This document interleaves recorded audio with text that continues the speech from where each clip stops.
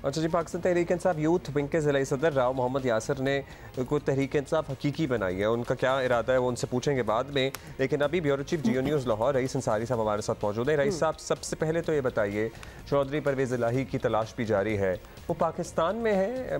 क्योंकि लास्ट हमने यही सुना था जैसे वो शायद नहीं है, स्पेन में है या कहीं और है।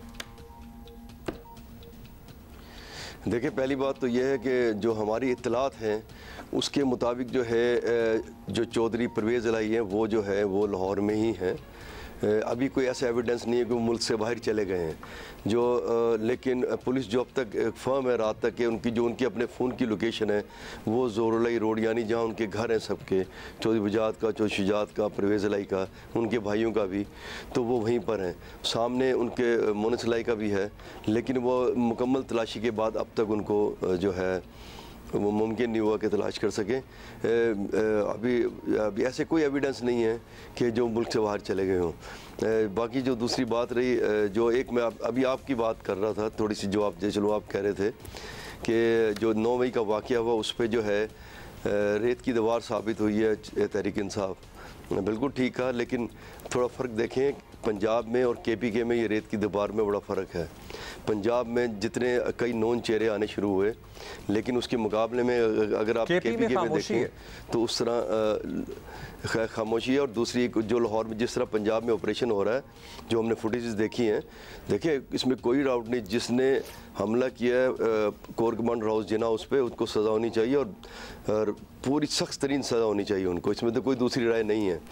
लेकिन उसके बाद जिस तरह पंजाब में ऑपरेशन हो रहा है पुलिस का, जिस तरह फुटेज देखिए घरों में घुस के ख़वातीन से उन्होंने बदतमीज़ी की, ऐसा KPK में भी नहीं है।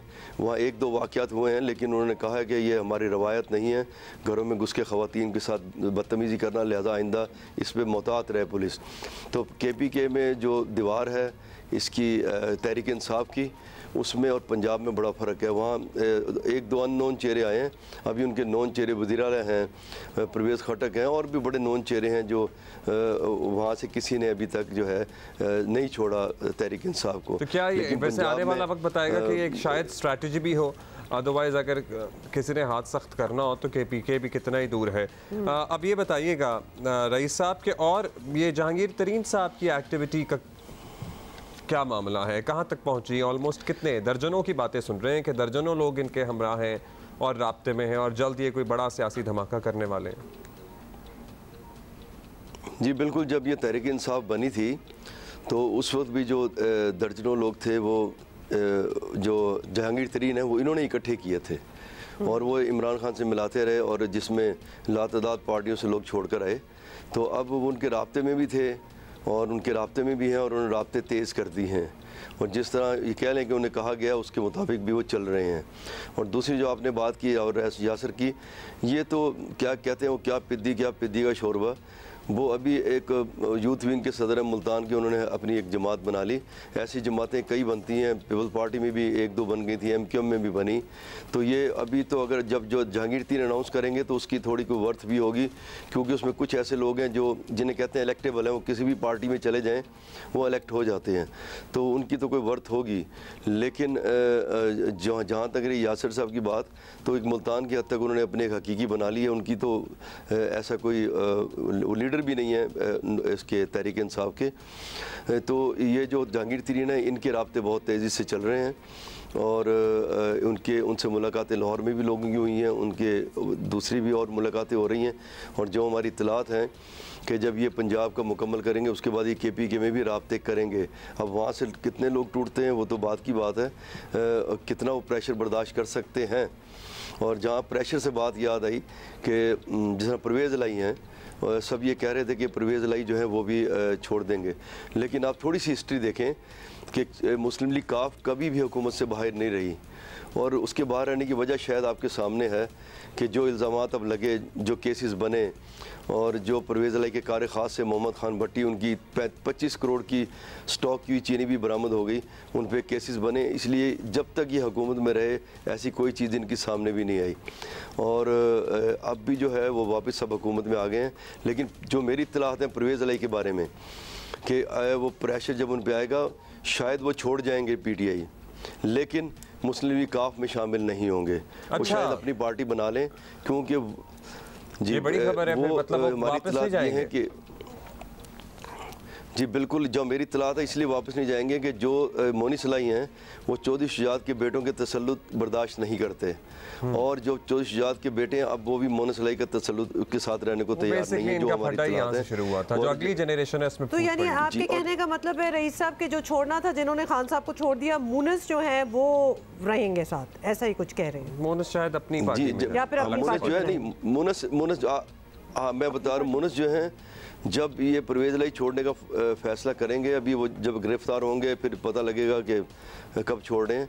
जो मेरी असेसमेंट है छोड़ वो भी जाएंगे, लेकिन वो काफ लीग के साथ शामिल नहीं होंगे। इन्होंने पहले भी अपनी एक पार्टी, ये पाकिस्तान मुस्लिम लीग है, इन्होंने मुस्लिम लीग पाकिस्तान के नाम से एक दरख्वास्त दी थी अपनी पार्टी बनाने के लिए, वो रिजेक्ट हो गई थी क्योंकि नाम सिमिलर थे।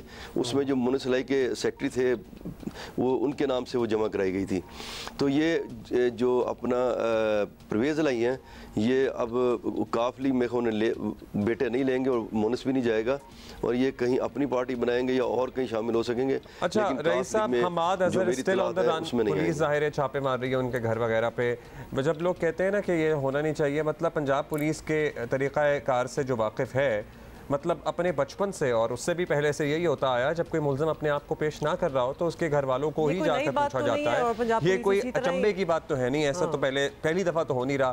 तो वो उनकी क्या इत्तलात हैं, एजाज चौधरी वगैरह, उमर सरफराज चीमा वगैरह, ये रहेंगे शायद खान साहब के साथ? देखिए उसमें कुछ लोग हैं, जिस तरह अभी तक यास्मीन राशिद से कल पूछा तो उन्होंने कहा कि मैं रही हूँ और रहूँगी, मैं नहीं छोड़ रही, बाकियों को मैं नहीं जानती। महमूद रशीद साहब अभी तक उसमें कायम है। उमर चीमा मेरा ख्याल नहीं छोड़ेंगे। अब देखें कितना प्रेशर बर्दाश्त करते हैं। जो आपने बात की हमाद अज़हर की, वो हमाद अज़हर तो अभी नहीं मिले, लेकिन उन्होंने कहा कि मेरे दो बहनों घर में पुलिस दाखिल हो गई। तो हालांकि वो उनकी बहनें जो उनका सियासत से दूर दूर भी ताल्लुक़ नहीं है और ना कि मंजर आम पर आई हैं। उनके वालिद साहब को मियां अज़हर साहब 82 ईयर्स के हो गए हैं। तो जो आपने पंजाब पुलिस के तरीके की बात की, ये नहीं होना चाहिए।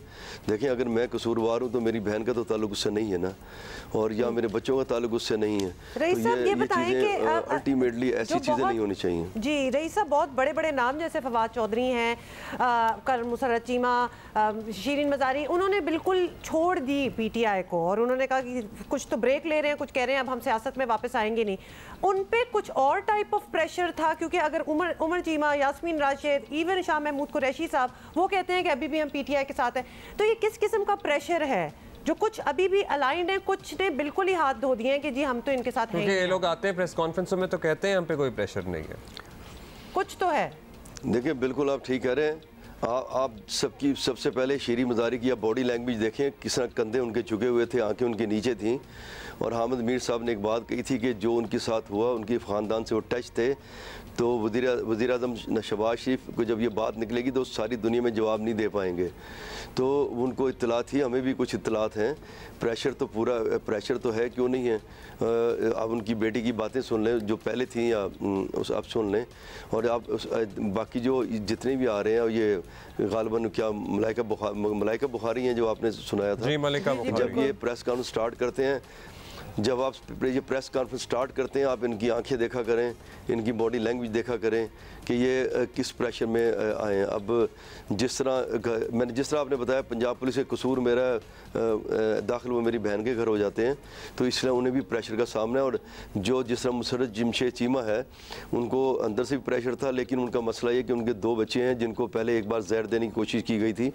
तो वो छोटे छोटे बच्चे हैं, तो उनको अपने बच्चों का भी प्रेशर था कि कोई उनको और दोबारा कोई ऐसा एक्ट हो जाए कि बच्चे उनके हाथ से चले जाएं। तो अंदर का प्रेशर अलहदा था, अपने बच्चों का प्रेशर अलहदा था।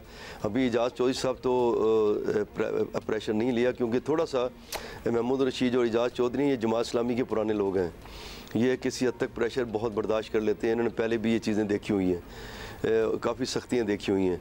लेकिन पंजाब में मुझे नज़र आ रहा है कि मज़ीद जो है काफ़ी लोग जो हैं वो तहरीक इंसाफ का साथ छोड़ेंगे और उसके बाद जो है मुख्तलिफ पार्टियों में शामिल होंगे या कुछ खामोश हो जाएंगे, बिल्कुल सामने नहीं आएंगे। पीपल्स पार्टी का मुस्तकबिल कितना ताबनाक नज़र आ रहा है आपको इसमें पंजाब में? सारी सूरत हाल में? देखिए पीपल पार्टी का जो 1, 2, 3 सीटें हैं कुछ जनूबी पंजाब में या इस तरह परवेज़ अशरफ वाली, इसके अलावा जितनी मर्जी तोकदो कर ले पीपल्स पार्टी, मुझे तो कुछ इनका नज़र नहीं आ रहा। अगर ये नून लीग से उनको सीट एडजस्टमेंट हो तो वहाँ से जीत सकते हैं, लेकिन अगर नून लीग ने सीट एडजस्टमेंट की तो नून लीग को जितना बड़ा पंजाब में नुकसान होगा वो सोच भी नहीं सकेंगे, क्योंकि जब से हुकूमत आई है, महंगाई के बाद और जो चीज़ें हुई हैं, तो उसकी नून लीग की जो है पंजाब में जो है ना उसका ग्राफ गिरा है, वो नहीं भी पता है। और अगर ऐसा चीज़ सीट एडजस्टमेंट की तो वो मुश्किल में आ जाएंगे। और मैं आखिरी बात करूँ कि जो एक लोग कहते हैं कि आसिफ जरदारी साहब खासे सियासतदान हैं, वो नून लीग के दौर में कई साल अंदर रहे हैं। उन्होंने जो गवर्नमेंट बनी थी और प्राइम मिनिस्टर बनाया शहबाज शरीफ को वज़ीर ख़जाना उनका बनाया, उन्होंने भी पूरा बदला लिया है। और उसके बाद जो नून लीग की सब पंजाब उनका गढ़ है, पंजाब में नून लीग के साथ जो है जब हुकूमत बनाने के बाद ये मामला ख़राब हुआ और उनका ग्राफ जो है पहले से नीचे आया हुआ। बहुत शुक्रिया आपका रईस। Thank you rice.